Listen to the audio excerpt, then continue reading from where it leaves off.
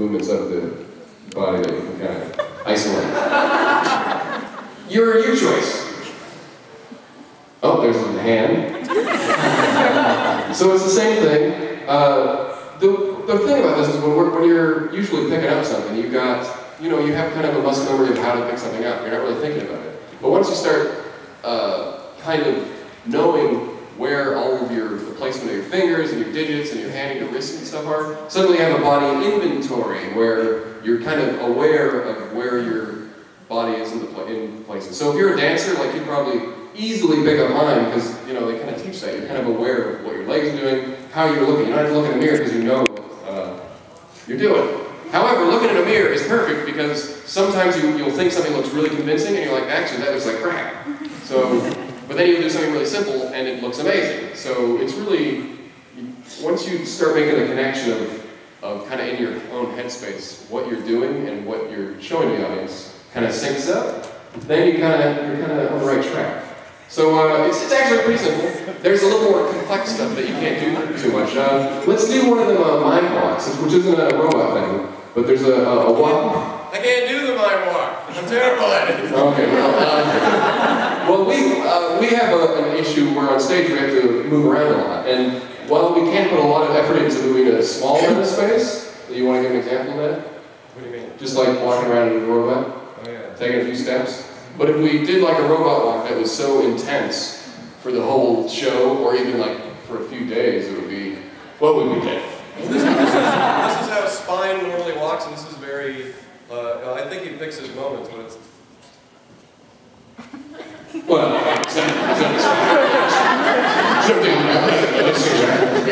this is more of a John walk. Which also substitutes as an upgrade walk. And pretty much if you do something like this, that also looks kind of impressive. You're just not drawing a lot of attention to your legs.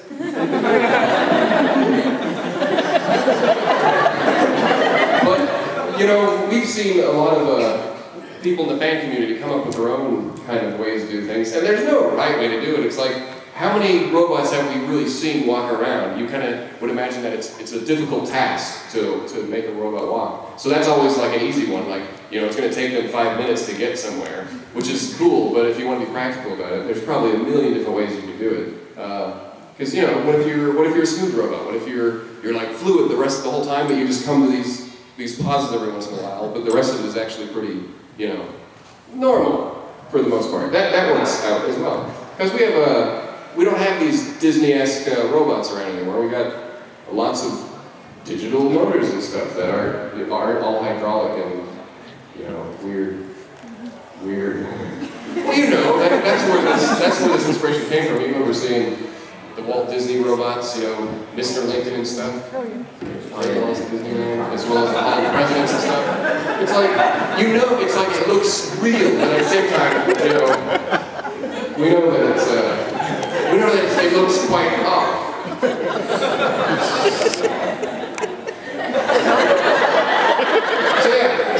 So there's when we're doing this on stage, we have to kind of pick some moments. When we did the zoo for 2 years and 2.5 months each year during the summer, we immediately realized that we were going to kill ourselves, like in a matter of weeks. You almost did. And we almost did, yeah. I did throw it back. But we soon realized we could do more with less. So picking the moments, especially when the hot sun, it's like 100 degrees, and I think I passed out once during the whole thing. It was rough. But doing the street performance and stuff, we also would go for like 4 hours straight. So we could do it one day a week and be fine. But if we were doing it multiple days, we'd be like really sore, and I don't know, we'd be in a world of hurt. Yeah, it's really easy to hurt yourself, especially with the neck stuff. You really don't want to put tension on your neck. I sometimes do, but as soon as I'm done with it, I just release. Sometimes I just kind of flop it around. The neck is really hard. I would leave that out until because once you crimp that, it's like, it sucks so bad. Yeah, I did it one time. I was on the Queen Mary, I wasn't even doing the robot. I was like doing one simple movement like that, and for some reason it just all went. I couldn't move my head, and I was like, okay, I'm laying on the floor like this for the rest of the show. It was terrible. It took like 3 days to recover from that. Yeah, so...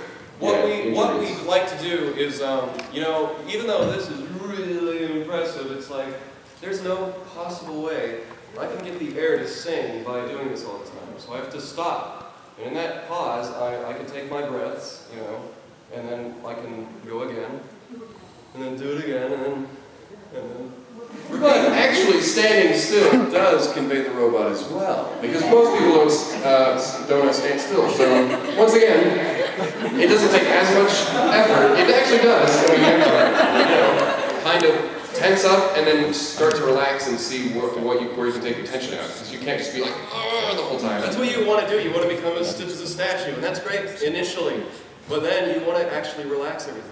So just, I mean, you've seen those statue people kind of out, maybe on the streets, you've seen videos of them. I mean, that's what they're doing for hours. They're not the whole time. You know, they're finding a position where they can be relaxed, and they kind of just get in that Zen state and whatnot.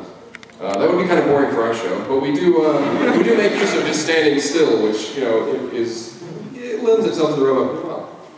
But if you're doing like a fan stuff, you know, walking around a convention and whatnot, or you're taking pictures is a great time to do the robot. Even though it's not captured on film, you suddenly amaze everyone around you when you do the robot and you're taking pictures. And I see it with fans all the time, you know, they do it and they're like, oh my god, you're not just in the costume, you're actually the robot, which is cool. That's kind of what we do. Actually, this convention we were doing photo ops, but so we weren't walking around as robots this convention. But when we have in the past, that's immediately what draws people to it, is not just the makeup and costume, but the actual movements that you're doing. It doesn't matter if no one's capturing it on film or anything, it's just, it's like a little fun thing to do. Plus, since we see so much robots at conventions, it's probably a fun thing to do to just kind of be in that character for a bit when you're walking around the con floor. So movements, you can actually be a robot without ever having makeup. You know, if you're just doing that around, no one's going to think, oh, you're not something.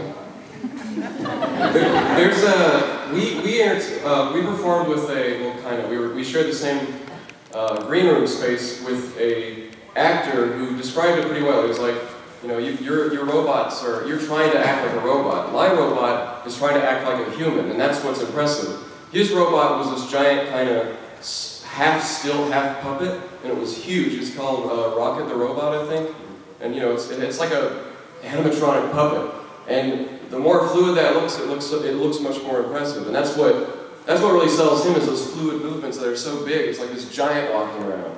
So it's weird. I mean, you can get away with it. The more costume you have, you know, you'll find that it will constrict you. It'll actually make you appear more robotic. So you might actually want to try to bring some more humanity to it. Another interesting thing that we do on stage, and a lot of people think that we use like specifically recorded sound effects and just trigger them at the right time, but let me tell you, that's BS. It's actually, we have just gotten so good at making fart sounds.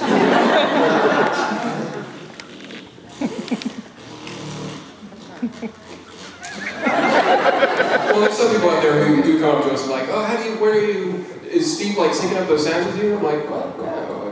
We never thought that would be like something that would catch on with people, but when we did Double Park and stuff, obviously we didn't have like speaker systems and stuff. When we were performing on the streets, you make all the sound effects with your mouth, you know, acoustically, because, you know, it's like, where is it coming from? It's not like you're making too much of a, kind of hinting with your mouth that you're making the noises, but you're kind of doing it under your breath and whatnot. And let's demonstrate. I'll do a couple of rabbit noises for you.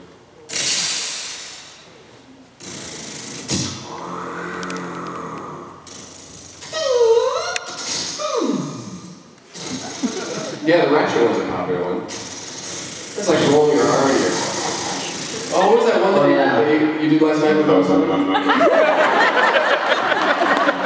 did that rehearsal. It was so hilarious. You're like, that's like the worst robot. It was worse than that, but I couldn't remember what I did, so I just had to say mom over and over. Boy, that would get annoying if you had a robot that did that. Like everyone's convinced that. It's great. I love it. But yeah, I do a lot of the hydraulic sounds and like digital motor sounds. I can't, yeah. I think at first I started trying to just mimic you guys, but I really don't. I don't know if obviously I'm not I don't have Bennett mouth, so I can't really sing. But I've definitely it took me a little bit to get over that, and then now I just make, it just doesn't sound like you guys, so it's just like all these, well, okay, maybe it does, but in my mind, I'm more of a mimicker type of performer, so in my mind it doesn't, but I don't know.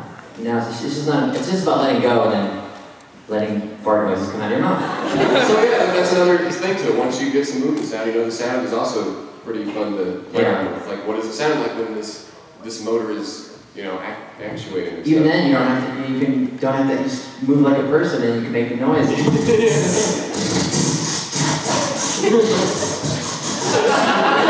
Or don't even move.